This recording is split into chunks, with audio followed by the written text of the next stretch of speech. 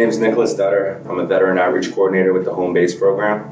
I was with 166 Armor out of Fort Hood, Texas, 4th Infantry Division. We were the unit that was supposed to come through Turkey. Tanks were moved all the way through the Persian Gulf, and we ended up coming through Kuwait. We met 3rd ID in Baghdad, and then we pushed north. Reached Baghdad April 12, 2003, and took Tikrit a week later. Under the constant threat of attack, facing the loss of fellow soldiers and having their lives at risk puts our soldiers under extraordinary stress. Everyone's exposed to the same kind of combat these days. The mortar rounds and the RPGs fly into every camp, whether you're combat arms or not. After these extended periods of stress, the veteran can face challenges when they return home. A lot of the veterans returning from war are overprotective, high anxiety, difficulty going into public. They won't turn their back at windows, or they'll always face the door at restaurants. Inability to go to nightclubs or large public areas. Just for example, when a veteran comes home from war, they may have difficulties going under a bridge. When you're driving through the middle of Iraq and that same bridge you get shot at every day, it's difficult to drive down the Mass Pike and pass over those same bridges. Just myself, a tire exploded on the Mass Pike, and when I came to, I was sitting in the passenger seat driving. Nick returned home in 2004, began college in 2005, and completed his undergraduate and master's. He also realized that he was still dealing with the trauma of war and chose to seek help. I was lucky enough to return home to a family that experienced the military. My father was in for 21 years. So they could see the signs of problems with me. Anger, inability to sleep, and I had difficulty admitting any of these problems. To me, nothing was wrong. So my first point of reaching out was to tell my family that I was having trouble sleeping.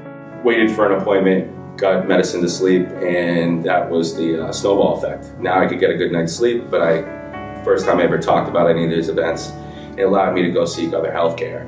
PTSD will always be with me, but now it's part of my life. I would never want to forget the events that happened in my life, but I would like to live a life.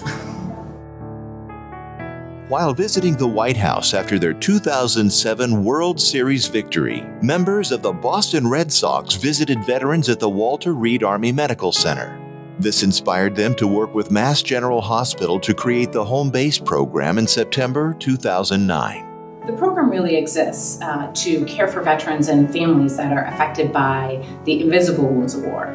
And by that we mean the signature injuries coming from Iraq and Afghanistan for those brave men and women that have served and have been deployed to those countries.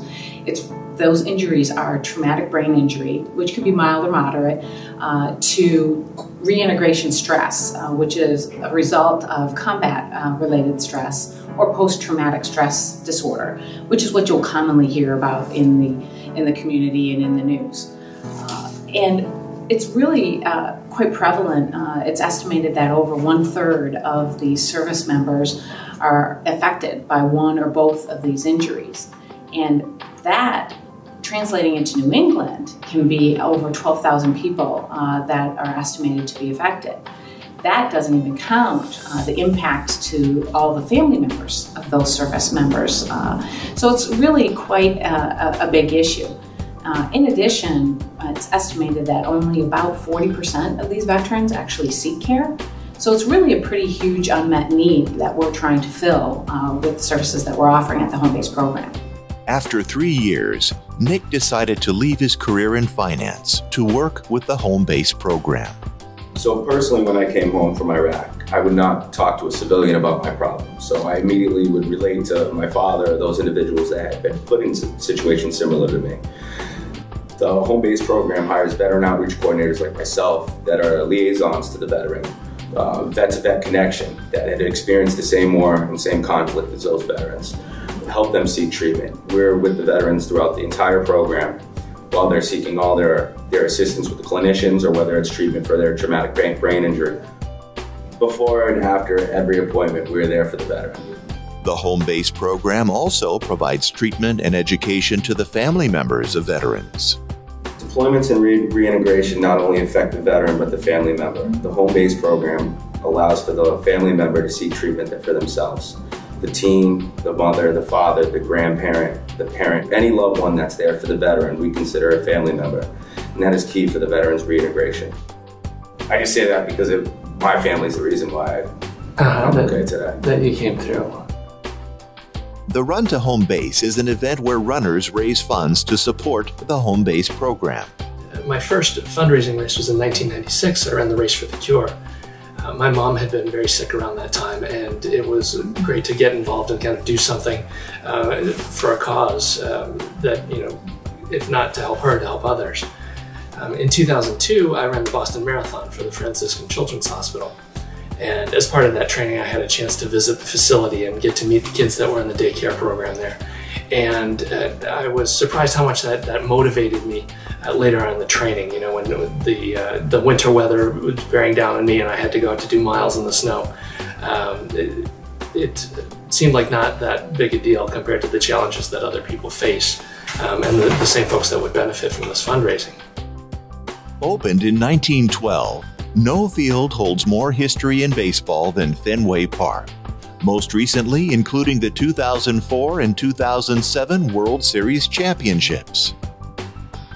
On May 22, 2011, the Red Sox Foundation will open the park for runners and veterans for the Run to Home Base, a 9-kilometer course that starts on Yawkey Way, goes down Mass Ave to Cambridge, and returns to the park with a run by the Green Monster to finish at home plate. The first Run to Home Base program raised over $2.1 million for the program, for the Home Base program, which is a significant amount of money, especially for a first-year event of that size. And it really helps the program in the fact that the program is really truly based on philanthropy. So that's what supports this effort, all the care that's given to the veterans and their families. It's customized individual care at no cost to the veterans. So we really rely upon community support to make this program effective and available for the veterans and the families that we serve. At the Home Base program, there is no financial barrier for veterans to seek treatment. No veteran is turned away. So every year growing up as a kid, we would go to a baseball game. We went to Fenway a number of times. And so it was great last year to be back at Fenway, to have my dad there, who's a veteran, and our newborn son, who at the time was less than 6 months old.